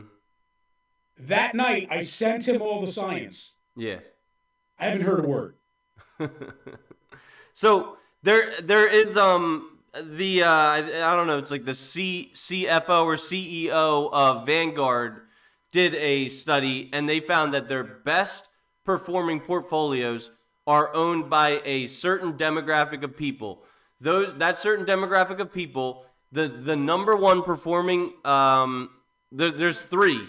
The three best performing portfolios in all of Vanguard are: one, people who have died and they're not touching their account; two, people who are like have dementia and like forgot that they have an account; and three, people who forgot their password and have been locked out of their account for a long time. Like those are the best. What is this saying? Yeah, like just set it and forget it is what it says. Set it and forget it. Once a year, twice a year, check it out. See if you should make any minor changes. That's it. Mm-hmm. Do you know mutual funds? The average person holds on to a mutual fund for 2.5 years. Because everybody's buying at the top and selling at the bottom. Yeah. Which is completely opposite of what you're supposed to do. Yeah. Because why? We're human. We're emotionally driven creatures. Mm-hmm. And we don't make decisions on our own money out of logic. We make decisions out of emotion. If you can become Spock from the Star Trek Enterprise and have zero emotion, just logic, you'd be the best portfolio manager out there. So what would your advice be for a guy like me who I want a good rate of return, I want financial success, but I don't want to just be this like passenger princess to some other guy who knows what he's doing. Then I want to be like I want you to do. You're not a believer yet. This is what I want you to do. I want you to split your account in half. Okay. I want you to manage that half. Mm-hmm. And let a financial advisor manage the other half. Okay. Okay? At the end of 1 year, if you truly think he did a shitty job, fire him and then go back to managing it all yourself. Okay. All right, yeah. So I'll match my returns up to his returns and see who's doing better. And Chris, how much time a year would you spend managing your own money? I mean, time-wise, hours. Probably hundreds. Probably hundreds of hours. How much are you worth an hour? How much are you worth an hour? Right now, not much. I'm only worth like, 30 an hour, 35 an hour. Add up 30 times 100 and subtract that from the rate of return that you got that year on your money. Mm-hmm. You see what I'm saying? You Yeah. can't you have to measure the sweat equity that you put in managing your own money. Yeah. If I pay a guy 1% a year to manage my money, is he making me 1% more than I'd make on my own? And I'll tell you right now, 40 years of doing this, yes, and I don't have a conflict of interest. I'm telling you, I've seen the analysis, I've seen the Monte Carlo simulations, I've heard it all from both sides of the fence. And I'm not defending my industry because that's how I make money. So of course I'm defending my industry. I don't have a conflict of interest. Okay? From a standpoint of integrity, find somebody that's going to look out for your best interest. Now that's the problem, is finding a guy that's actually going to scheme every day and figure out how to make you money. That's the true place you got to spend your time, finding the right guy. So my suggestion is interview financial advisors and put them to the test. Exactly. Okay, I'll start researching that. And in the meantime, this is I gotta one sec. I gotta do my You got to do your advertising. yeah, I gotta do my advertising exactly. And now, ladies and gentlemen, for the advertisement for Chris's show, it's Chris himself. Take it away, Chris. Oh shit, there we go. All right, guys. So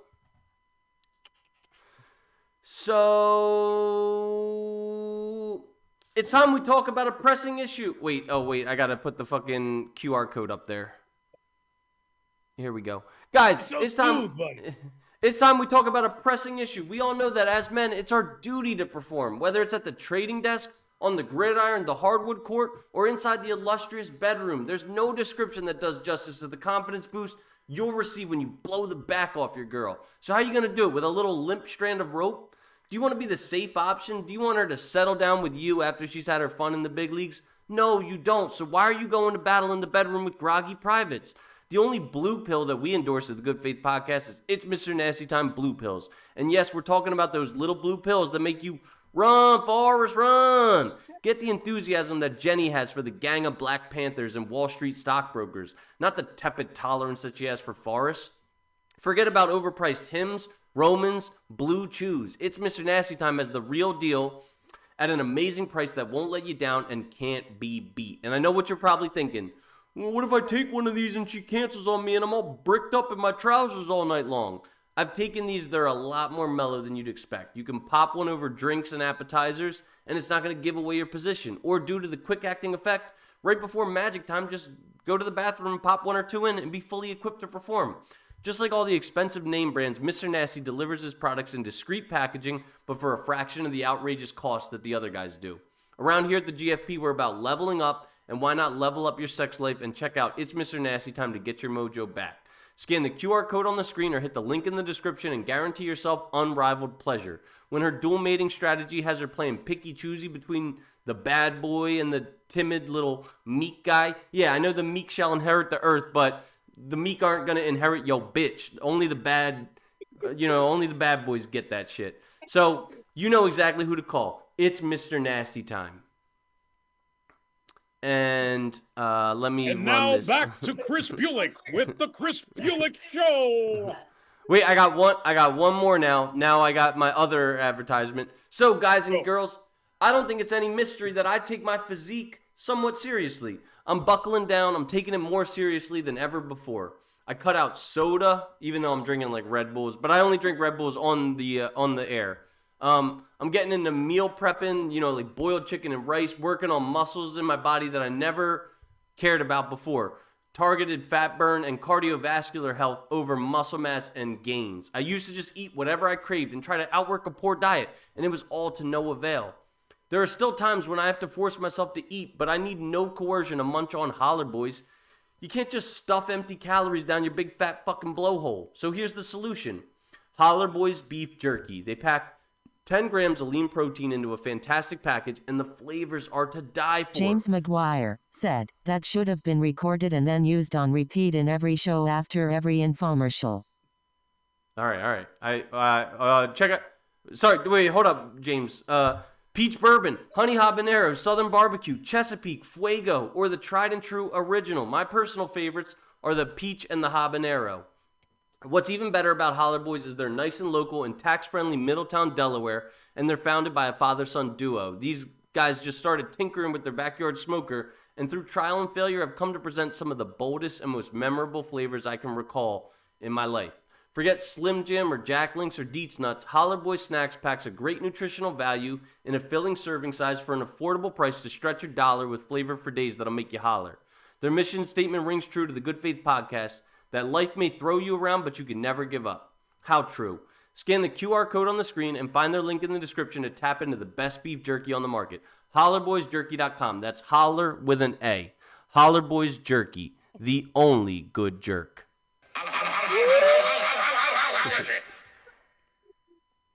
I love that. Thank you. Thank you, Jody. All right. All about Slim Jim shit. So, we're gonna wrap it up soon.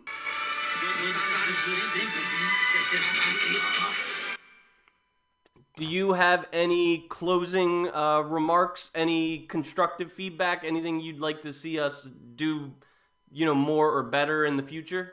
So I'm a theater guy, and I know presentation extremely well.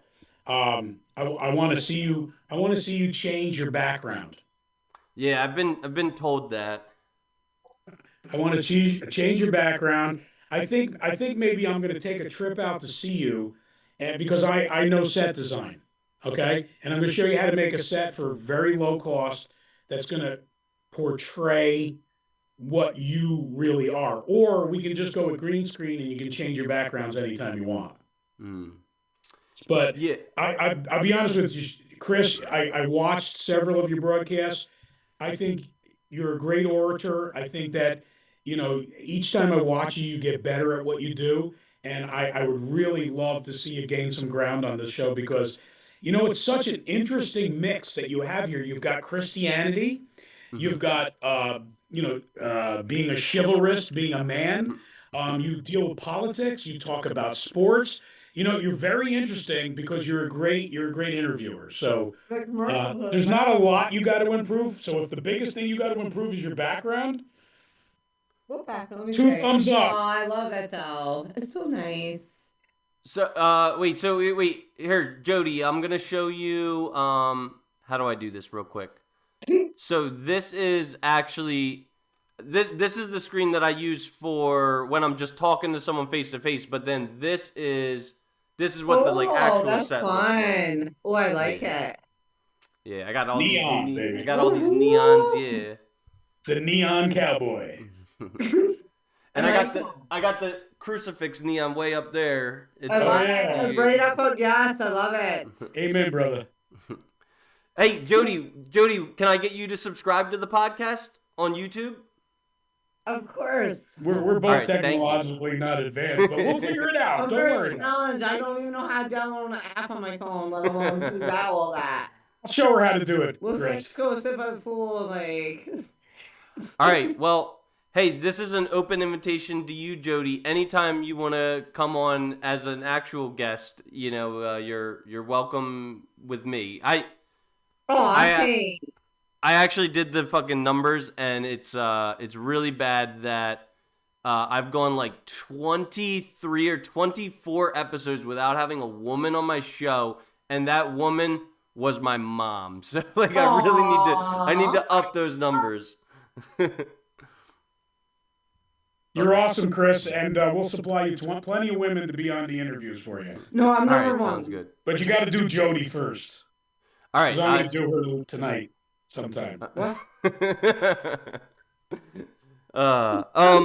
So I just have one, and this one's a thought-provoking question. I have one more question to ask you before you get out of here, and I like to call this segment 3 Truths. So if you're to live a long and fruitful life, and I hope that you do, and you live to whatever age that you hope to, and when you pass away, you're surrounded by your loving family, but when you go, all of your life's work, every every piece of evidence that you ever existed on this earth goes in the grave with you, but you're able to leave behind 3 truths. What would your 3 truths be? Wow. Oh, wow. That's All right. deep. 3 Like, truths. I don't know. He's not asking you. Oh. He said Joe, not Joe D. Joe D, yeah. He left out the D. Okay, let's you guys go. Yeah. Come on, this is man talk here, girl. Get yourself back in that kitchen. 3 truths. This is fun. Love, faith, Loyal. truth. All right. The Holy Trinity. Love thy neighbor, be honest, and what was the and have faith in a higher power. Yes, that's a good one. All right. Well, we are going to wrap it up.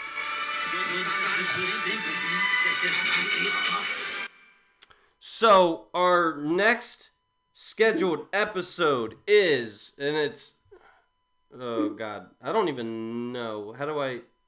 Our next scheduled episode, guys, if you're interested, is, I got Catherine coming on. I got my first woman coming on. Yeah. I got Catherine from California coming on. He's gonna interview Catherine. What do you mean? Yeah, she'll be on Friday, August 8th. That is my next scheduled episode. Guys, you can turn on the notification bell and you'll be notified when we go live. And I'm going to switch this over real quick back to the solo screen. So, guys, once again, I want to humbly thank our listeners and pay them ample gratitude for your patronage. Without you guys, we wouldn't be able to have such a high-quality interactive show. So thank you, audience.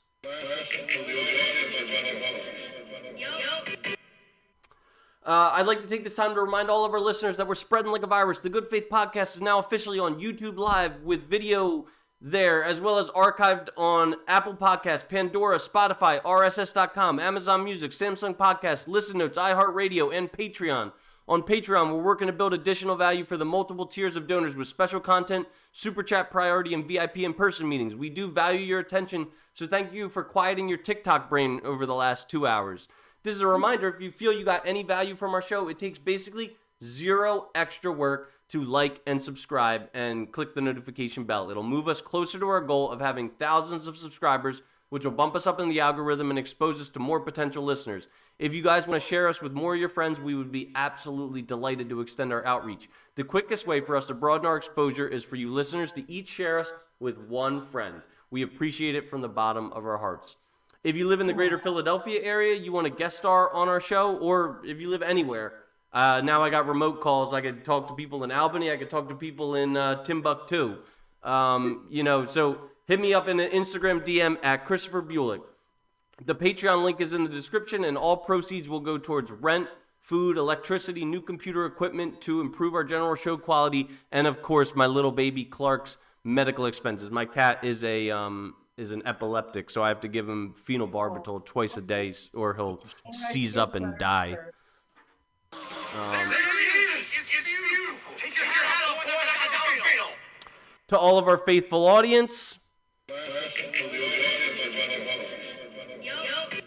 we wish you a wonderful weekend, a happy and healthy lifestyle, and to all of you, we bid you goodbye.